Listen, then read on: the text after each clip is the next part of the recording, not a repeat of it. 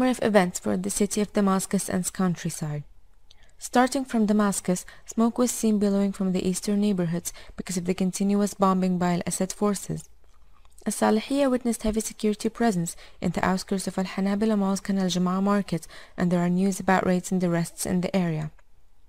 Several cannon shells hit Al-Baramke, one of them at the beginning of Al-Fahame subway, another close to Nation Security Quarter, and some more inside Tishreen Stadium. Damage was limited to materials only, and the falling of the shells was followed by heavy security presence as security closed nearby shops and snipers took their places on the top of Al-Haytham Hospital in Al-Mujtahid.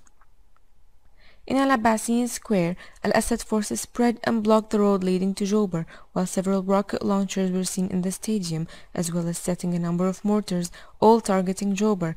Wildfire broke out because of the heavy shelling, coinciding with fierce clashes between the Free Army and the regime forces.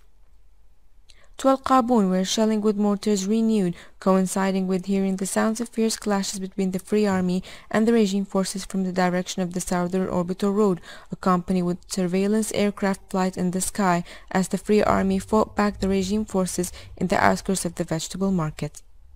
As for برزة, the buildings behind Al-Hanbali were raided and snipers spread on their tops, while Al-Zablatani witnessed fierce clashes from the direction of Al-Abbasiyin Stadium towards Jober. In Al-Shaghor, security forces set raids on Bastan al-Dur and strictly examined IDs and military service papers of the neighborhood's inhabitants of young men. And in a remarkable development, 4 mortar shells hit the area of Bab Sharqi in Al-Arman Alley, and in the chain of shells hitting Damascus today, one of the shells was reported to have hit Al-Dwala close to Al-صناعة.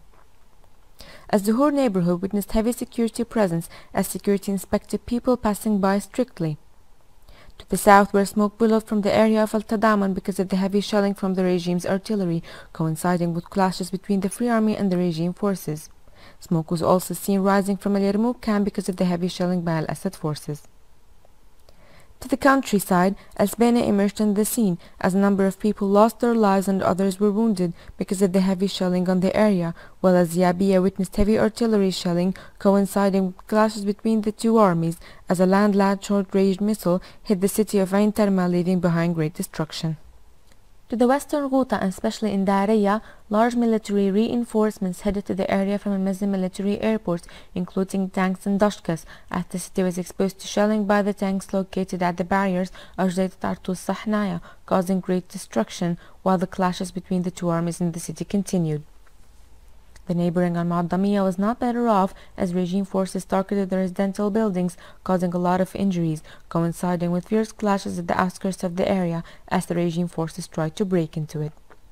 Activists reported that 5 shells fell in the main street in Al-Qusur area in Khan al-Sheikh, while Al-Musraba witnessed heavy shelling by the regime artillery.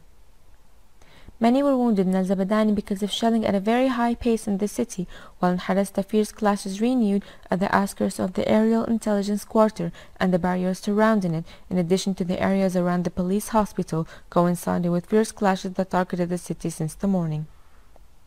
The city of Douma was targeted as usual with heavy bombing by rocket launchers, as orchards around the city were also bombed with mortars and rocket launchers, while in Al-Qutayfa a Scott rocket was launched from the Brigade 155 towards the north.